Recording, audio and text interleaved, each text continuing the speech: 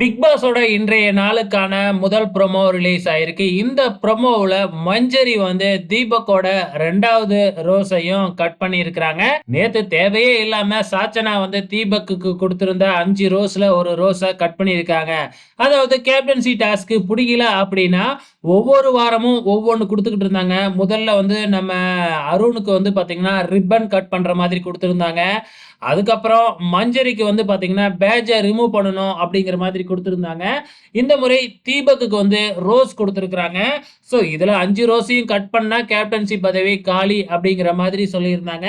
நேத்து சாச்சனா கட் பண்ணியிருந்தாங்க இல்லையா? இன்னைக்கு வந்து மஞ்சரை கட் பண்ணியிருக்கிறாங்க. எதுக்காக கட் பண்றாங்க அப்படின்னு பாத்தீங்கன்னா, மஞ்சரி மற்றும் அருண் இவங்களுக்கு இடையே வந்து கடுமையான வாக்குவாதம் வருது. என்னத்துக்காக இந்த வாக்குவாதம் அப்படின்னு பாத்தீங்கன்னா, சாதாரண பிரெட்டுக்காக வாக்குவாதம் வருது.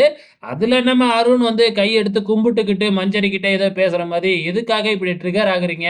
அப்படின்னு சொல்லி மஞ்சரி கேட்க போக, கடுமையான பிரச்சனை உருவாகுது. இதுக்குள்ள நடுப்புற புகுந்துக்கிற நம்ம தீபக் வந்து பாத்தீங்கன்னா, மஞ்சரிக்கு எதிரா வந்து பாத்தீங்கன்னா, அருணுக்கு சப்போர்ட் பண்ணி பேச போக, நம்ம மஞ்சரி நேரா போயிட்டு ரோஸ கட் பண்ணியிருக்கிறாங்க. ஸோ இதுதாங்க இந்த ப்ரோமோ மூலியமா நான் புரிஞ்சுகிட்டது. ஸோ எபிசோட பார்த்தா தான் தெரியும். ஏன்னா நடுப்புற நம்ம முத்துக்குமார் வேறயா மஞ்சரிக்கு சப்போர்ட் பண்ணி பேசிக்கிட்டு இருந்திருக்கிறாரு. வெயிட் பண்ணி பார்க்கலாம் என்னதான் நடந்திருக்குன்னு.